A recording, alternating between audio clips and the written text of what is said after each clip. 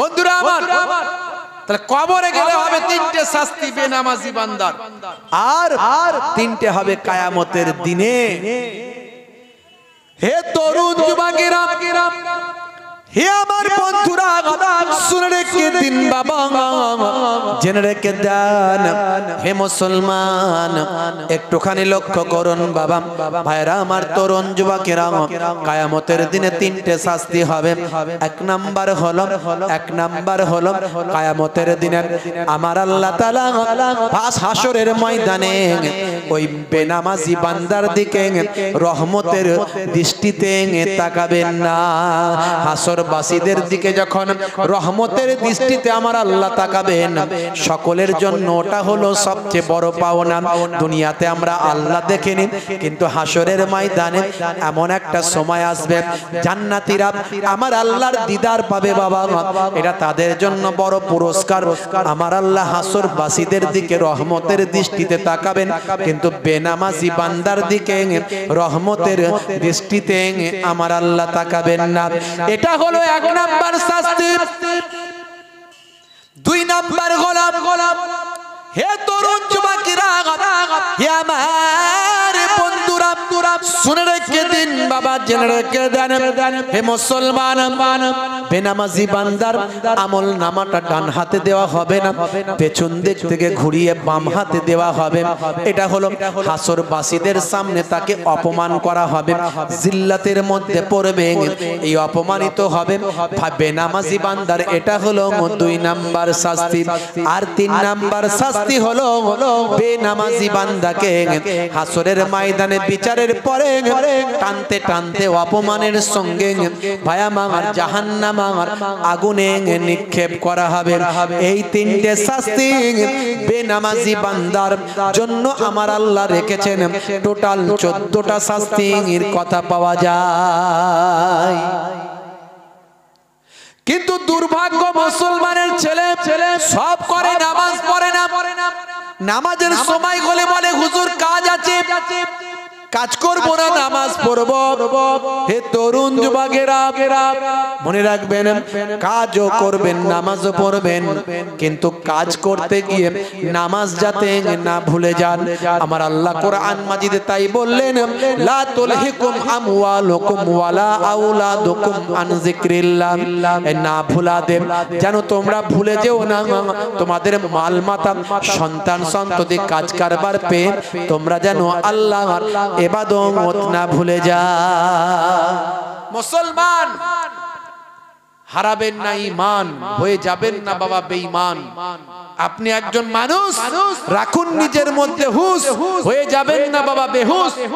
মুসলমানের ছেলে বুক ফুলিয়ে বলে, হয়েছি বাপের বেটা, মরবো একদিন, ভয় কি রে? স্কিন টাইট গেঞ্জি, স্কিন টাইট প্যান্ট, বুঝতে পারছেন? স্কিন টাইট গেঞ্জি, স্কিন টাইট প্যান্ট, সব নায়ক গায়কের ভক্ত, নায়ক গায়কের ভক্ত। আজকে আপনাদের এই গ্রামের কমিটির ছেলেদের আমার খুব ভালো লেগেছে, সব এক রকমের ড্রেস পরেছে, দেখেছেন?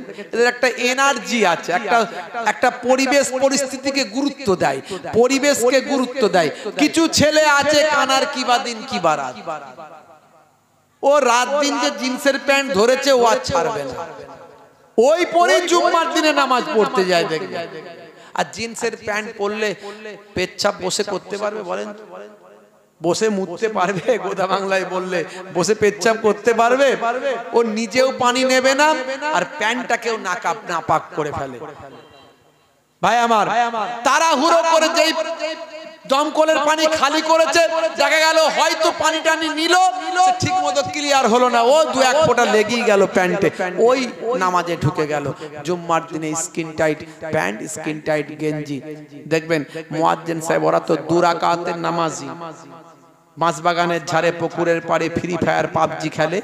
আর যেই মুয়াজ্জিন সাহেব আল্লাহু আকবার বলে আওয়াজ দেয়, ওরা তাড়াতাড়ি একটা জুতো হাওড়ায়, একটা শিয়াল দেয়, মাঠ টান খেচে ভিতরে ঢুকে সবাইয়ের কাঁধের উপর দিয়ে লাফিয়ে লাফিয়ে ফাঁকা জায়গায় গিয়ে একটু ভাই আমার নড়ে চড়ে স্পেস তৈরি করে নেয়, একটু জায়গা তৈরি করে নেয়। যেই ইমাম সাহেব বলল আল্লাহু আকবার, ও সঙ্গে সঙ্গে আল্লাহু আকবার নিয়ত টিয়ত বাঁধা বাঁধি ও তো সব ঝামেলা নাই, ও শর্টকাটে মেরে দেয়। যেই ইমাম সাহেব রুকুতে যায় ওই ইমাম সাহেবের আগেই প্রায় চলে যায়, বুঝতে পারছেন? পরের লোকগুলো তখনও দাঁড়িয়ে দাঁড়িয়ে ভাই আমার দাঁড়িয়ে আছে তখন, আর এখনো রুকুতে যায়নি, ও তাড়াতাড়ি চলে গেল রুকুতে। স্কিন টাইট প্যান্ট আর স্কিন টাইট গেঞ্জি, বুঝতে পারছেন? প্যান্ট নিচের দিকে নেমে যায়, গেঞ্জি উপর দিকে উঠে যায়, পেছনের নামাজি শিয়ালদার বর্ডার দেখতে পায়। কি ঝামেলা রে ভাই, নামাজ হবে কি হবে নাই মুশকিলের বিষয়। অন্তত জুম্মার দিনে একটু মানে পোশাকটা যদি ভালো পরে, আমি তাই বলি বাবু জুম্মার দিনে অন্তত সুন্নতি পোশাক পরো, হাঁটুর নিচে পর্যন্ত। দেখবেন অনেকে সুন্নত করে লাপায়, কিন্তু সুন্নতি পোশাকটার ব্যাপারে তাদের গুরুত্ব নাই। আরে গোল পরিস আর যাই পরিস, পায়ের গিরার নিচে, এই হাঁটুর নিচে পর্যন্ত পর। নেসফু সাদ বলা হয়েছে হাঁটুর নিচে পর্যন্ত পরা, আমার নবী এইভাবে পরেছেন, এটা তো সুন্নতি পোশাক। সুন্নতি পোশাক অনেকে পরে না। ইসলামে যা বলা হয়েছে আপনার দেখবেন বিজ্ঞানসম্মত, বাস্তবসম্মত। আপনার ভাই আমার এই যে দুনিয়ার জমিনে আপনি আপনার সম্মান বোধকে বাঁচিয়েছে ইসলাম, ইসলাম আপনার সম্মানকে বাঁচিয়েছে। মুসলমানের ছেলে আজান যখন দেয় হাইয়া আলাস সালাত, এরা বলে তাড়াতাড়ি বাঁশতলাতে পালা। কেন রে ভাই? বলে ফ্রি ফায়ার খেলবো তাই। মুয়াজ্জিন যদি দেখতে পায় তাহলে ডাকবে, এই পল্টু নামাজ পড়বি আয়, তাই তাড়াতাড়ি পালিয়ে যায়। অথচ আল্লাহ বলে দিয়েছিলেন নামাজে এলে কামিয়াবি নেবে, নামাজে এলে কল্যাণ তুমি পাবে। তাই সেখানে বলে দেয়া হয়েছিল, নামাজের ওয়াক্তটা হবে যখনই মসজিদে চলে যাও তুমি তখনই। নামাজকে বলে কাজ আছে, কিন্তু কাজকে বলে না নামাজ আছে। মুসলমানের ছেলে, তাই আমি এখানে একটু কলমটা ধরেছি, এখানে একটু লেখার চেষ্টা করেছি যে এরা বলে হুজুর দিনের বেলা কাজ করব না নামাজ পড়ব। আমি বলি কাজও করবে নামাজও পড়বে। আসরের সময় মাগরিবের সময় হুজুর সেই সময় একটু আমাদের খেলতে ধুলতে, একটুখানি সময় কাটাতে, একটুখানি গল্প করতে, একটু মাইন্ড ফ্রি করতে আমাদের সময়টা চলে যায়। আসর আর মাগরিবে মাইন্ড ফ্রি করতে কাটিয়ে দেয়। এসার সময় ভাত খায় আর ঘুমায়, ফজরের সময় আজান কোনটা দিয়ে আসে আর যাই বুঝতেই পারে নাই। তাহলে নামাজটা হবে কখন ভাই? ফজরের সময় ঘুমিয়ে থাকি, জোহরে কি দেব কাজে ফাঁকি। নামাজের ওয়াক্তটা হবে যখনই মসজিদে চলে যাও তুমি তখনই। ছাড়ো এবার ছাড়ো ছাড়ো, এবার ছাড়ো, এবার ছাড়ো এই কাজ তোমারই। ছাড়ো এবার ছাড়ো ছাড়ো, এবার ছাড়ো, এবার ছাড়ো এই কাজ তোমারই। নামাজের ওয়াক্তটা হবে যখনই মসজিদে চলে যাও তুমি তখনই। নামাজের ওয়াক্তটা হবে যখনই মসজিদে চলে যাও তুমি তখনই। নামাজের ওয়াক্তটা হবে যখনই মসজিদে চলে যাও তুমি তখনই। তোমার বাঁচা আর তোমার মরা লেখেন মোর প্রভু আমারি। নামাজের ওয়াক্তটা হবে যখনই মসজিদে চলে যাও তুমি তখনই। জোরে হবে না? জোরে হবে না? ফজরের সময় ঘুমিয়ে থাকি, জোহরে কি দেব কাজে ফাঁকি। ফজরের সময় ঘুমিয়ে থাকি, জোহরে কি দেব কাজে ফাঁকি। রাখো এসব রাখো, রাখো এসব রাখো, এসব রাখো কথা তোমারি। আসর আর মাগরিব হেলা করি, দোকানার আড্ডায় সময়টা দিই। আসর আর মাগরিব হেলা করি, দোকানার আড্ডায় সময়টা দিন। মরলে তোমাকে যেতে হবে মাটির নিচে ঘর তোমারই। নামাজের ওয়াক্তটা হবে যখনই মসজিদে চলে যাও তুমি তখনই। এশার সময় ঘুমিয়ে পড়ি শরীরটা ক্লান্ত মেলিয়ে দিন এশার সময় ঘুমিয়ে পড়ি শরীরটা ক্লান্ত মেলিয়ে দিন না না এসব বলো না এসব বলো না এসব বলো না বান্দা তুমি না না এসব বলো না এসব বলো না এসব বলো না বান্দা তুমি রুটি রুজি দিচ্ছে যিনি জীবন মরণের মালিক তিনি রুটি রুজি দেওয়ার মালিক কে যারা বলেন কে কারবার করেছেন খদ্দের আনার মালিক কে আর চাষটা করেছেন ফসলটা ফলিয়ে দেওয়ার মালিক কে তাহলে রুটি রুজি দেওয়ার মালিক আল্লাহ অথচ সে আল্লাহর নির্দেশকে আমরা ভুলে যাই রুটি রুজি দিচ্ছে যিনি জীবন মরণের মালিক তিনি তোমায় আমায় জীবন দিয়ে ভালো রেখেছেন প্রভু আমারই নামাজের ওয়াক্তটা হবে যখনই মসজিদে চলে যাও তুমি তখনই জোরে হবে না জোরে হবে না তাহলে সেই নামাজ ছেড়ে দেবেন না সেই নামাজ ছেড়ে দেবেন না আপনি নামাজ ছেড়ে দিলে আল্লাহ নারাজ হয়ে যাবে আল্লাহ নারাজ হয়ে যাবে সেই নামাজ ছেড়ে দেবেন না মনে রাখবেন বাবাজি আল্লাহর নেক বান্দা হয়ে যান এই জন্যই প্রথমে আমি নামাজের কথা বললাম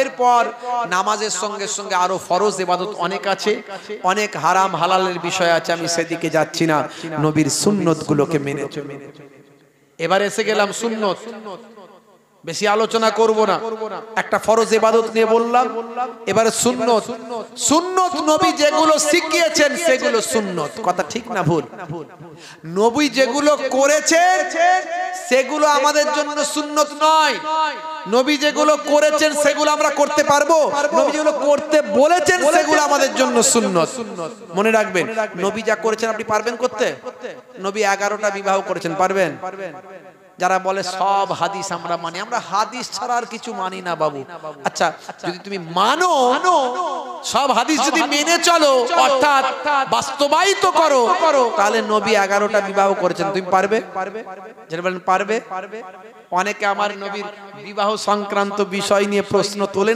না হ্যাঁ তোলে দেখবেন তাদের জবাব আমরা অনেক দিয়েছি হ্যাঁ আসলে কেউ যদি জেগে ঘুমায় তাকে তো তোলা যাবে না কথা ঠিক না ভুল আপনি কারো দিকে একটা আঙ্গুল তুললে একটা আঙ্গুল কিন্তু আপনার নিজের দিকে আছে প্রথম অ্যানসার এটা হলো প্রথম অ্যানসার তুমি আমার নবীর বিষয়ে যখন কথা বলবে তখন তুমি তোমার নিজের বিষয়গুলোর দিকে একটু ভেবে চেক করে দেখে নাও শুধু চেক করে শুধু দেখে নাও এটা প্রথম অ্যানসার 2 নাম্বার আমার নবী 11টা যে বিবাহ করেছেন তার 4টে কারণ ছিল আপনারা নবীর সম্পর্কে কতটা স্টাডি করেছেন জানি না যারা স্টাডি করেছে তারা জানেন আমার নবী 25 বছর বয়সে 40 বছরের বিধবাকে বিবাহ করেছিলেন ভাই আমার আমরা জানি এই ভারতবর্ষের বুকে উজ্জ্বল নক্ষত্র আমরা যাকে সম্মান করি স্যালুট জানাই তিনি হলেন কি তিনি হলেন কে who is man who is person কে সেই ব্যক্তি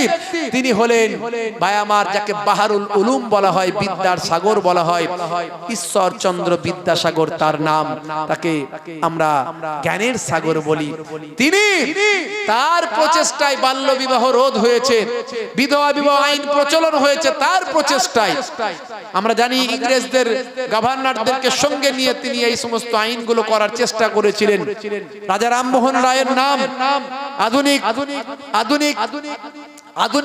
ভাই আমার জাতীয়তাবাদের যাকে জনক বলা হয় বুঝতে পারছেন রাজা রামমোহন রায় সতীদাহ প্রথা আগে মহিলাদের আমাদের মুসলিমদের মধ্যে এটা ছিল না কিন্তু অন্যান্য ভাইদের মধ্যে ছিল যে স্বামী মারা গেলে জীবন্ত জ্যান্ত স্ত্রীকে চিতায় তুলে দেওয়া হতো মানে জ্যান্ত পুড়িয়ে মারা হতো এসব বন্ধ করতে গিয়ে তাদের অনেক ঘাত প্রতিঘাতের শিকার হতে হয়েছে তো বন্ধুরা আমার সেই ঈশ্বরচন্দ্র বিদ্যাসাগর তিনি তার পুত্রের তার পুত্রর একজন বিধবার সঙ্গে বিবাহ দিয়েছিলেন, দিয়ে তিনি বিধবা বিবাহ আইন এই ভারতবর্ষের বুকে লাগু করার চেষ্টা করেছিলেন।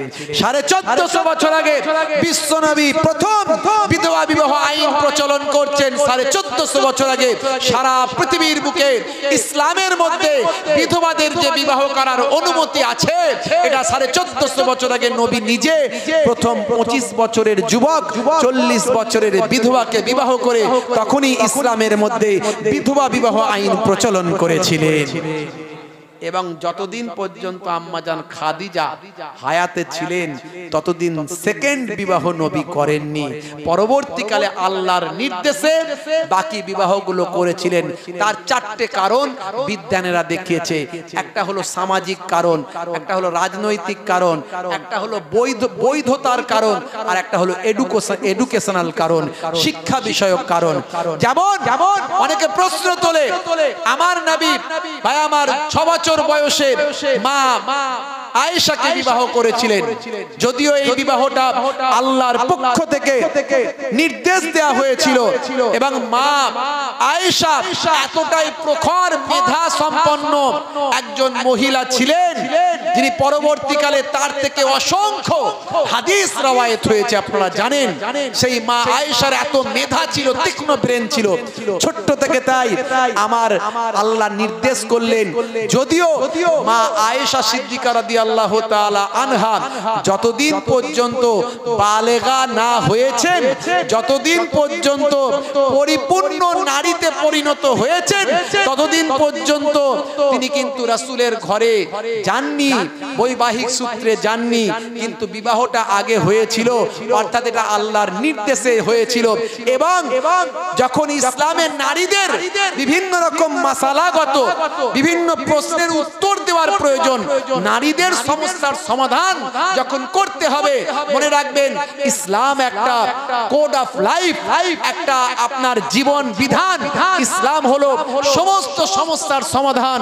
আপনি খাবেন কিভাবে, শোবেন কিভাবে, চলবেন কিভাবে, উঠবেন কিভাবে, ঘুমাবেন কিভাবে, নামাজ কিভাবে পড়বেন, মাথা কিভাবে আঁচড়াবেন, হাঁটবেন কিভাবে, বড় ধরনের সহিষ্ণুতা কেমন দেখাবেন, কিভাবে দেখাবেন, ছোটদের কেমন স্নেহ করবেন, বড়দের সম্মান করবেন। এই জন্য Islam is a code of life. ইসলাম একটা পরিপূর্ণ জীবন বিধান।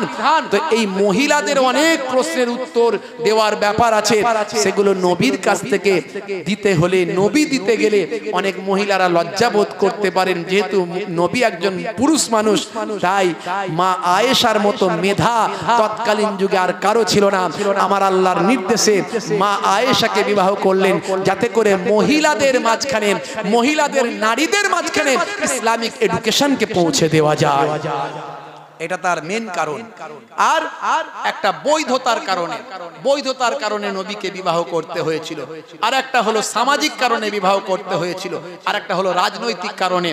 রাজনৈতিক কারণে, কারণ আপনারা জানেন, আমি এটা বলি, রাজনৈতিক কারণটা বলে দিই, বেশি কথা বলতে গেলে সময় চলে যাবে, আপনাদের বলে দিই। যেমন ভাইরা আমার, তরুণ যুবকেরা আমার, ঈসা নবী আকাশে চলে গিয়েছিলেন। অনেকের মতে ঈসা নবীকে ক্রুশবিদ্ধ করা হয়েছে, আমাদের মতে ঈসা নবী আকাশে চলে গেছে। তারা যাকে যিশু বলে আমরা বলি ঈসা, তারা যাকে অ্যাডাম বলে আমরা বলি আদম, তারা যাকে ঈদ বলে আমরা বলি হাওয়া, মা হাওয়া, তারা যাকে ডেভিড বলে আমরা বলি দাউদ, তারা যাকে মোজেস বলে আমরা বলি মুসা। বিষয়টা কিন্তু একই, শুধু কথাটা চেঞ্জ হয়েছে, অর্থাৎ অরিজিনটা কিন্তু ঠিক আছে। আমি এই জন্যই বলি, আপনি ইব্রাহিম নবী পর্যন্ত, তারা যাকে আব্রাহাম বলে আমরা বলি ইব্রাহিম। ইব্রাহিম নবীর আগে গেলে শুধু মুসলমান ছাড়া আর কাউকে পাওয়া যাবে না। বুঝতে পারছেন? আপনারা একটু অরিজিনটা নিয়ে একটু ভাববেন, গবেষণা করবেন, পেয়ে যাবেন। বন্ধুরা আমার, তরুণ যুবকেরা আমার, তো ঈসা নবী যখন আকাশে চলে গেলেন আর আমাদের নবী আসছেন, এই গ্যাপিং পিরিয়ড, ডিউরেশন অফ, ভাই আমার, পিরিয়ড, ডিউরিং দ্য পিরিয়ড, এই এই সময়টা, এই গ্যাপ পিরিয়ডটা কিছু কম বেশি 500 বছর। এই 500 বছরে মানুষ অনাচার, অত্যাচার, পাপাচার, লুকাচার, মেরে নেওয়া, কেড়ে নেওয়া, এই সব কিছু তৈরি হয়ে গিয়েছিল। নতুন করে আবার শান্তি মানুষের মাঝখানে প্রতিষ্ঠা করতে গিয়ে আল্লাহর নবী কিছু কিছু বাদশাহ, রাজা বাদশাদের পরিবারে বিবাহ করেছিলেন রাজনৈতিক কারণে, যাতে করে একটা রাজার বাদশার পরিবারে বিবাহ করলে বাদশার আন্ডারে, রাজার আন্ডারে লক্ষ লক্ষ মানুষ ইসলামের ছত্রছায়ায় আল্লাহর নবীর ভাই আমার শিষ্যত্বে পরিণত হয়েছে। এইভাবে কারণগুলো আছে। তাই সেই কারণগুলো নিয়ে আমি আর ব্যাখ্যা করতে চাইছি না, অনেক সময় চলে যাবে। বাপেরা আমার, নবীর সুন্নতগুলোকে আপনাকে মানতে হবে। রাসূলের সুন্নত যেগুলো নবী করতে বলেছেন সেগুলো আমাদের জন্য সুন্নত। নবী যা করেছেন আমরা পারবো না। পারবো? আকাশের চাঁদ নবী দুখানা করেছেন, আপনি পারবেন? অত সহজ নয়। তাহলে যারা বলে যে আমরা শুধু হাদিস ছাড়া কিছু মানি না, তারা ভুল বলেন। বরং বলুন যে আমরা সুন্নত মানি, আমরা সুন্নত পালন করি। হাদিস মানি, সব হাদিস মানি, কিন্তু আমল করি সুন্নত। কারণ নবী যে সুন্নতগুলো আমাদের করতে বলেছেন সেই সুন্নতগুলো পালন করি। বন্ধুরা আমার, যাদের ভিতরে সুন্নত পাওয়া যায় তারা কেউ পথহারা হয় না। রাসূলের পথে যারা চলে দুনিয়ায় বাতিলের বাধা তারা মানে না। নিশীত রজনীতে সেজদাতে যায় হুসাইনি তাদের নিয়ে ভাবনাতে রয়। বিপদের মাঝে তারা যতই পড়ুক, বিপদের মাঝে তারা যতই পড়ুক, রাসূলের তরিকা ছাড়ে না। যাদের ভিতরে সুন্নত পাওয়া যায় তারা কেউ পথহারা হয় না। রাসূলের পথে যারা চলে দুনিয়ায় বাতিলের বাধা তারা মানে না। বন্ধুরা আমার, তরুণ যুবকেরা আমার, মুরব্বিয়ানেরা আমার, রাসূল আমার যে সুন্নতগুলো বলেছেন সুন্নতগুলো পালন করুন। বসে পানি পান করা অভ্যাস করুন। বসে পানি পান করা সুন্নাত।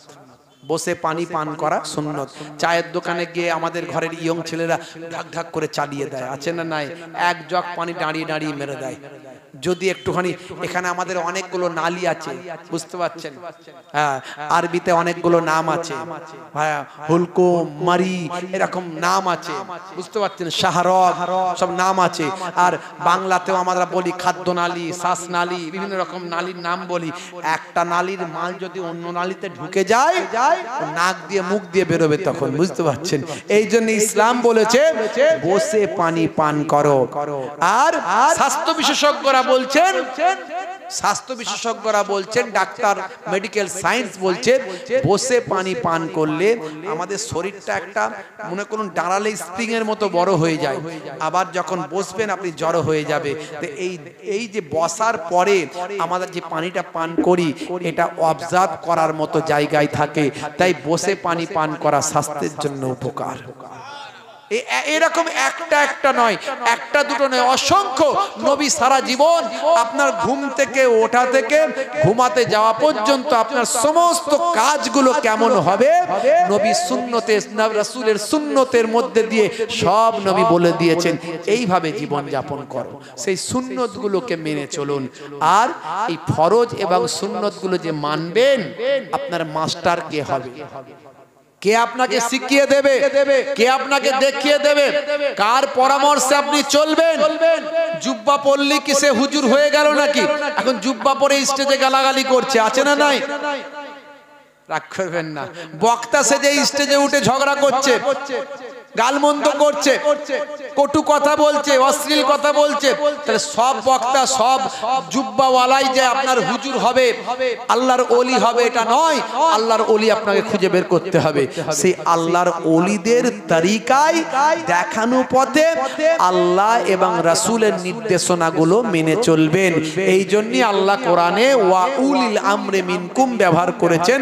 তোমাদের মধ্যে যারা উলিল আমর যারা হবেন, আল্লাহর ওলি বান্দা বান্দা আলেমে হাক্কানি, যার মধ্যে ইলম থাকবে, ফিকহ থাকবে, যার মধ্যে ইলমে জাহেরি থাকবে, বাতিনি থাকবে, মনে রাখবেন তারা হলো আল্লাহর ওলি বান্দা, সেই আলেমে হাক্কানি ওলিয়ে কামেল বান্দার আপনি ইত্তেবা তাবেদারি তার দেখানো পথে চলুন। যেমন আমরা মুজাদ্দিদুজ জামান আপনাদের দাদা হুজুর কেবলা, আমার পন্নানা জান হুজুর পীর কেবলা ফুরফুরাবি হুজুর, সেই হুজুরের মতাদর্শের মানুষ, তার দেখানো পথে আমরা চলি। জোরে বলুন সুবহানাল্লাহ। হে তরুণ যুবকেরা, হে আমার বন্ধুরা, শুনে রেখে দিন বাবা, জেনে রেখে দেন কেন আমরা আল্লাহর ওলিদের ভালোবাসি বাবা, কেন আমরা আল্লাহর ওলিদের মাহাব্বত করি। কারণ আল্লাহর ওলি বান্দারা আমাদের মাহাব্বত করেন। আল্লাহর ওলি বান্দারা সব সময় চাই যেন কোনো উম্মতে মুহাম্মাদি জাহান্নামায় যেন না যায়। হে তরুণ যুবকেরা, হে আমার মুরব্বিয়ান, শুনে রেখে দিন বাবা, জেনে রেখে দিন বাবা, হে মুসলমান, আমি একজন আল্লাহর ওলির নাম বলি বাবা। সে আল্লাহর ওলির ভাই আমার আগমনটা হয়েছিল, এই আপনাদের মাঝখানে ইতিহাস থেকে বলে দিয়ে যায়। সে আল্লাহর ওলির আগমনটা হয়েছিল মালদা পান্ডুয়াই। ভাই আমার দোস্ত আমার, সে আল্লাহর ওলির আগমন ওই মালদা পান্ডুয়ার জমিনে হয়েছিল। মালদার নাম ইতিহাসে এখন আপনারা সোশ্যাল মিডিয়ায় খুব শুনছেন না শোনেননি? আদিনা মসজিদ আর আদিনা মসজিদ নিয়ে মহা বিতর্ক। কি রে বাবু, হঠাৎ করে কোন একজন বাবা সাহেব এসে আর ওইখানে এসে নাকি পুজো পার্বণ করেছেন, বুঝতে পারছেন? তা আমরা এটা কিছু মনে করি না, তবে এটা আমাদের একটু আবেগে আঘাত লাগে। কথা ঠিক না ভুল? কোন মুসলমান যদি কোন একটা জায়গায় ধর্মীয় স্থানে গিয়ে যদি কোন ধর্মের জায়গা মনে করুন, সেখানে গিয়ে যদি নামাজ টামাজ পড়ে দেয় তো কেমন হবে বলুন তো? ভালো লাগবে কি জিনিসটা? আপনি আপনার ধর্মটা আপনার জায়গায় করুন না, আর আমি আমারটা আমার জায়গায় করি। কথা ঠিক না ভুল? না বাবু, ওখানে নাকি কিছু নিশানা পাওয়া যাচ্ছে, সেই নিশানা দেখে নাকি এটা নাকি মসজিদ ছিল না মন্দির ছিল। এই সব তারা কেন ভাই? না ৫-৭টা সেখানে মূর্তি টুর্তি আছে। রাগ করবেন না বাপ, আমি বোঝানোর জন্য বলি, বুঝতে পারছেন? যিনি বাদশাহ সিকান্দার, তিনি যখন ওই যদি মন্দির থেকে মসজিদই করে থাকেন, তাহলে ওই ৫-৬টা ইট কি যেগুলোতে মূর্তি টুর্তি ছিল, এই ৫-৬টা ইট কি তিনি দেখেননি? না দেখে ওগুলোকে ইচ্ছা করে রেখে দিয়েছিলেন, পরবর্তীকালে যাতে গন্ডগোল লাগে সব ভেঙে মসজিদ করে ফেললো, আর এই ৫-৬টাকে রেখে দিল? এটা নিশ্চয় করেননি। তাহলে আসল ইতিহাসটা জানবেন। এই জন্য একটা ইতিহাসের ঐতিহাসিকের ইতিহাস পড়লে হবে না, বুঝতে পারছেন? আপনাকে অনেকগুলো ঐতিহাসিক হিস্টোরিয়ানদের বইগুলো পড়তে হবে। এই বাদশাহ সিকান্দার শাহ তিনি কিন্তু এই মসজিদটা তৈরি করতে পুরোপুরি পারেননি। এই মসজিদটা তিনি করতে চেয়েছিলেন। তিনি যখন তার রাজধানী মালদায় এই পান্ডুয়ায় নিয়ে গিয়েছিলেন, তখন এই মসজিদটা তৈরি করতে চেয়েছিলেন পৃথিবীর একটা সেরা মসজিদে। তাই এই মসজিদটার লম্বা হচ্ছে প্রায় 550 ফুট, চওড়া হচ্ছে 350 ফুট, মানে কত বিশাল! তিনি তার জীবনে কমপ্লিট করার আগেই মারা গিয়েছিলেন। তারপরে তার ছেলেদের হাতে এই মসজিদটা দেখভালের দায়িত্বে আসে পরবর্তী বাদশা। কিন্তু পরবর্তী বাদশাদের আমল চলাকালীনই একজন রাজা ছিল, রাজা গণেশ, তিনি ওই জায়গাটা দখল করে নিয়েছিলেন, নিয়ে সেখানে নামাজ টামাজ সব বন্ধ করে দিয়েছিলেন। এই তখনই এই স্ট্যাচুগুলোকে বসিয়ে দেওয়া হয়েছিল, বুঝতে পারছেন? এটা হলো আসল ইতিহাস। না হলে আপনি ভাবুন তো ভাই আমার, কোনো একটা স্থাপত্য ভেঙে যদি নতুন করে স্থাপত্য তৈরি করা হয়, তো এই বিতর্কিত জিনিসগুলো কেন সে রাখবে? সেগুলো তো আগে ভেঙে দেবে রে বাবু। কথা ঠিক না ভুল? হ্যাঁ। আর বন্ধুরা আমার, তাছাড়া এটা তো কোর্টের, এটা আপনার একটা হেরিটেজ জায়গা। এসব নিয়ে বিতর্ক করা মানে আমাদের মধ্যে শুধু একটা অশান্তি তৈরি করার চক্রান্ত করছে কিছু মানুষ। এই যে সুন্দর হিন্দু মুসলমানের মধ্যে একটা সম্প্রীতি মেলবন্ধন, হিন্দু আর মুসলিম মোরা দুই সহোদর ভাই, এক বৃন্তে দুটি কুসুম এক ভারতে ঠাই, এই যে সুন্দর মেলবন্ধনটাকে নষ্ট করার চক্রান্ত করছে, এটা আমরা সহজেই বুঝতে পারি। ভোটের সময় এলেই বিভিন্ন রকম ভাবে এক একটা জিনিস তৈরি করা হয়, বুঝতে পারছেন। আর তাছাড়া এই মালদার যে আদিনা মসজিদ, এখানে এখন আর নামাজ টামাজ হয়নি রে বাবু, এখানে আজ কয়েকশো বছর ধরে নামাজ টামাজ হয়নি।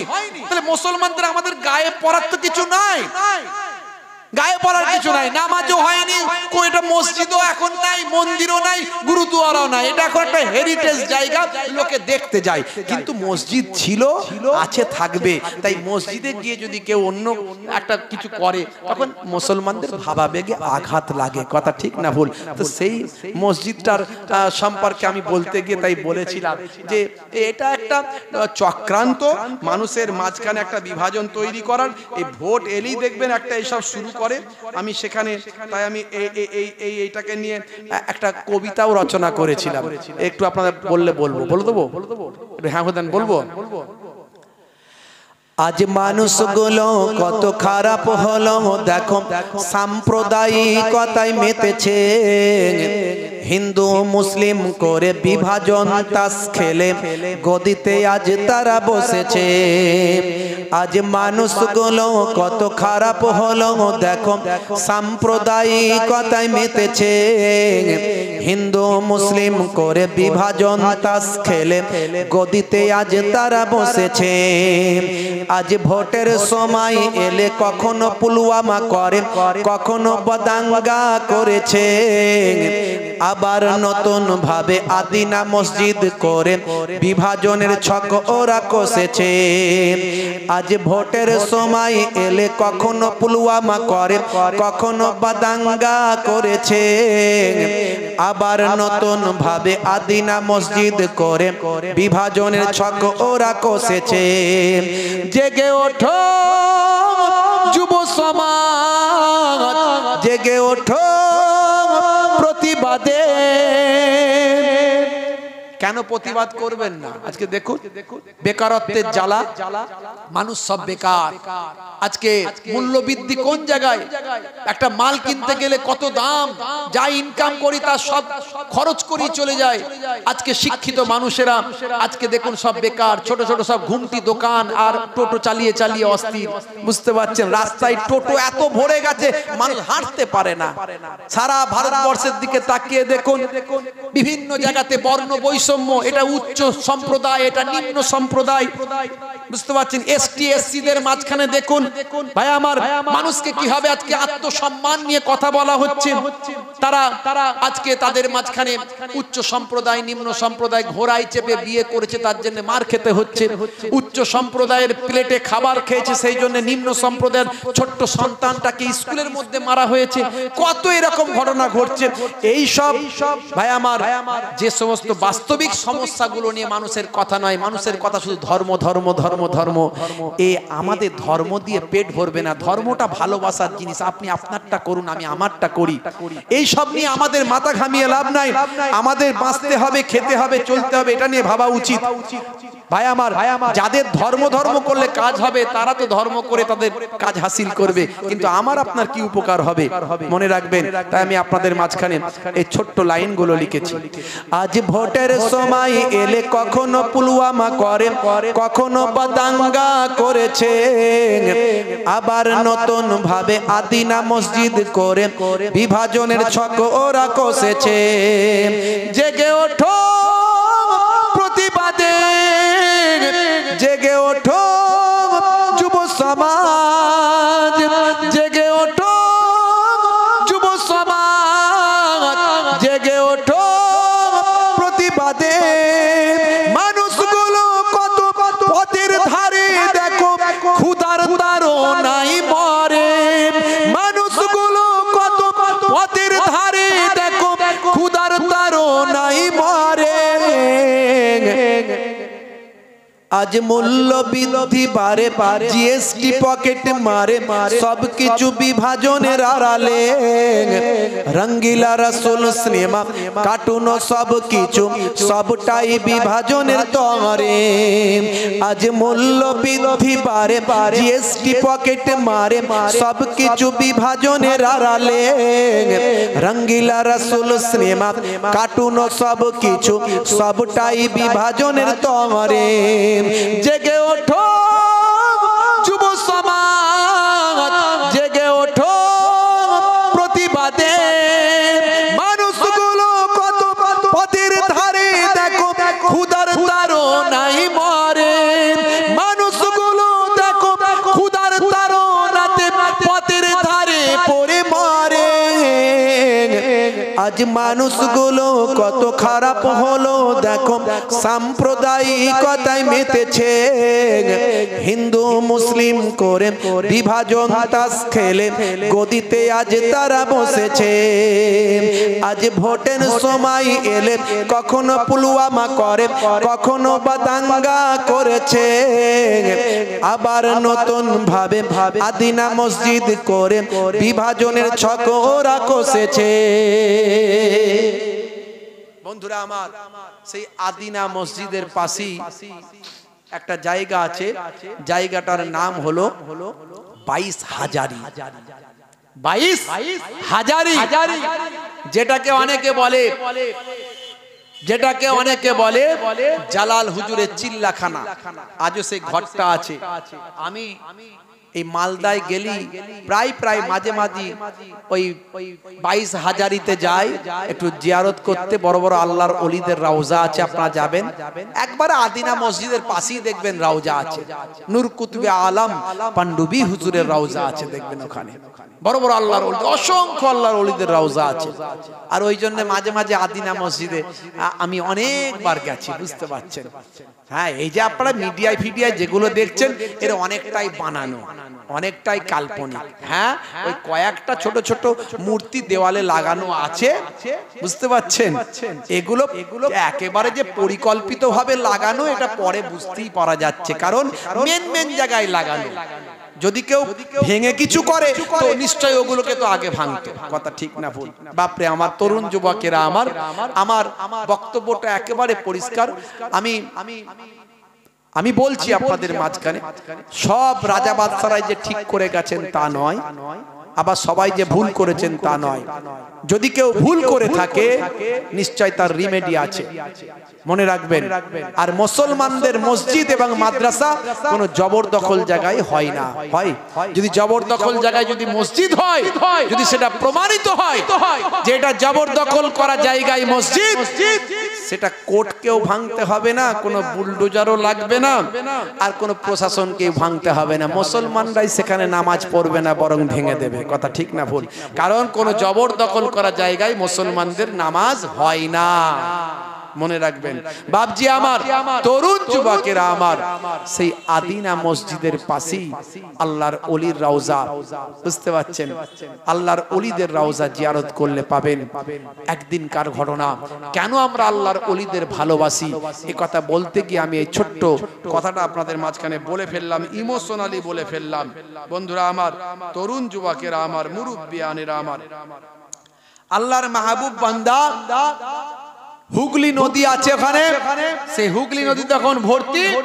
এই হুগলি নদীর এপারে এসে এপার থেকে ওপারে পার হবেন, কোনো বোট পেলেন না, স্টিমার পেলেন না, কোনো যানবাহন কিছু পেলেন না, নৌকা পেলেন না। হে তরুণ যুবকেরা, এমন সময় দেখতে পাওয়া যায় হুগলি নদীর এপারে যখন এসে পৌঁছালেন একজন আল্লাহর মাহবুব বান্দা, সেই সময় কোনো বোট পেলেন না, কোন স্টিমার পেলেন না। ওই 22 চিল্লাখানা 22 হাজারি যে হুজরা আছে, সে হুজরার সামনে যাবেন বাবা। এটা আজও সেখানে ভাই আমার, সেখানে আজও নেম প্লেট করে ওয়াকাফ বোর্ডের পক্ষ থেকে সুন্দরভাবে সেখানে একটা বোর্ডেতে লেখা আছে। আমি বিগত 15 বছর আগে যখন প্রথম গিয়েছিলাম তখন সেখানে একটা ভাই আমার পাথরের বোর্ড করে অশোক স্তম্ভ দিয়ে লেখা ছিল, সেখানে আজও লেখা আছে।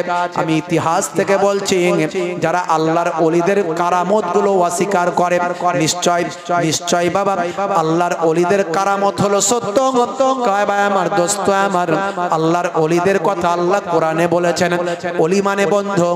আল্লাহ বলছেন, আলা ইন্না আউলিয়া আল্লাহি লা খাউফুন আলাইহিম ওয়ালা হুম ইয়াহজানুন। হে দুনিয়ার মানুষ, তোমরা আল্লাহর ওলি বান্দা যারা হয়ে যায়, যারা আমার ওলি বান্দা হয়, আমি আল্লাহ বলি তাদের কোনো খৌফ নাই, ডর নাই। আমি আল্লাহ বলি তাদের কোনো চিন্তা নাই।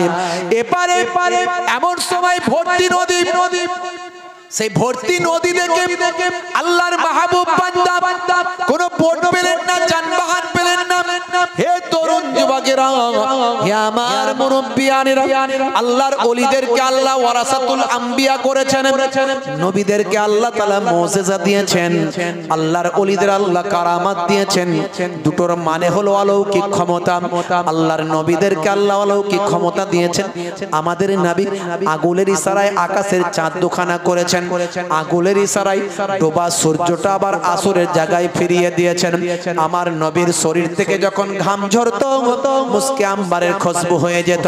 আমার নবী যেখানে অবস্থান করতেন, পশু পাখি গাছপালা সব নবীকে এসে সালাম দিত। এগুলো নবীর জন্য মুজিজা। এরকম অসংখ্য নবীর জন্য মুজিজা আছে, অন্যান্য নবীদের জন্য মুজিজা আছে। বেশি আলোচনা করতে পারবো না। হে তরুণ যুবকেরা, হে আমার মুরব্বিয়ানেরা, হযরতে ঈসা রূহুল্লাহকে বিশেষত আল্লাহ চারটে মুজিজা দিয়েছিলেন। অন্ধের চোখে হাত দিলে চোখ ফিরে পেত, কুষ্ঠরোগী শ্বেত রোগীর শরীরে হাত দিলে তার শরীর ভালো হয়ে যেত। কার বাড়িতে কি খাবার আছে সেটা হুজুর বলে দিতে পারতেন ভাইরা আমার। আর হুজুর মানুষের তাকদীরকে পাল্টে দিতে পারতেন। এই চারখানা হুজুরের অলৌকিক ক্ষমতা মুজিজা আল্লাহ দিয়েছিলেন। হযরতে মুসা কালিমুল্লাহ আল্লাহ দুটো বড় মুজিজা দিয়েছিলেন।